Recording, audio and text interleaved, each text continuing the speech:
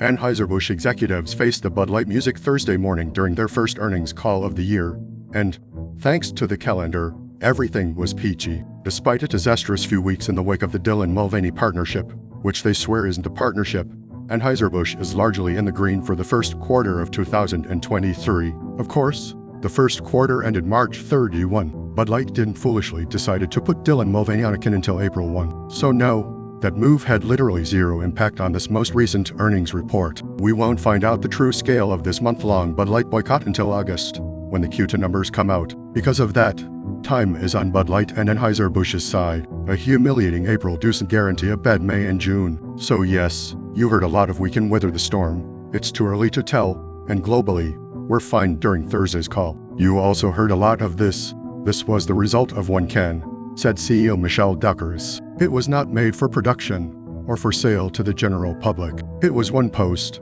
not a formal campaign or advertisement. And if that sounds like someone desperately trying to distance himself and the company from something, without actually apologizing, I think you're right. As Bud Light sales tank across the US, they're down between 2,000 and 30 over the last 2 weeks in bars, restaurants, and retailers across the country.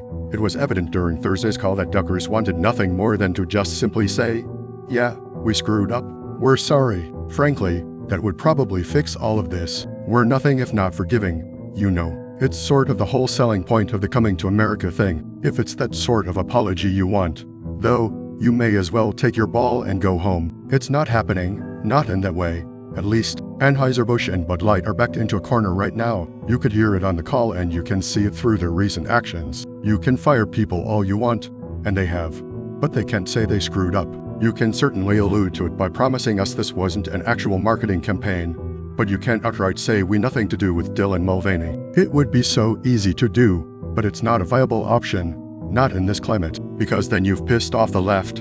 And if you think we're being intolerant right now, just wait until you've angered that mob. Remember, they're the same ones who somehow managed to cancel Aunt Jemima and Uncle Ben. I'm still trying to figure that one out. By the way, in case you haven't been paying attention, it's already happening. Just last week, law check advocacy group the Human Rights Campaign called on Anheuser-Busch to express more explicit support for Dillon and the trans community. And that's before anyone at Bud Light or AB dared apologize for the current mess. Could you imagine if they did? No chance. Instead, you get little subtle hints, sort of like when you're being held hostage and have to blink twice. As to Bud Light, we have significantly increased our investments behind the brand in the US, Duckers continued, adding that they've tripled their media spend for the upcoming summer while also reallocating 3 senior marketers to oversee Bud Light. 3. While beer should always be at the table when important topics are debated, the beer itself should not be the focus of the debate, he continued. Blink twice. Michelle Duckers, to his credit, didn't paint an entirely rosy picture Thursday. He did admit sales over the past month have plummeted,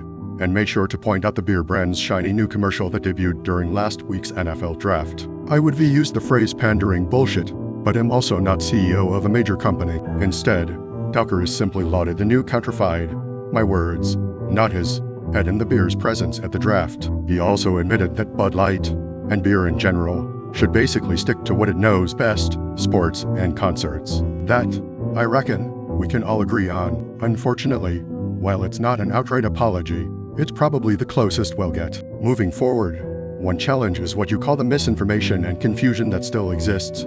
Duckers added, we'll need to continue to clarify the facts, that this was one can, one influencer, one post and not a campaign, and we need to repeat this message for some time. Should be a fun summer.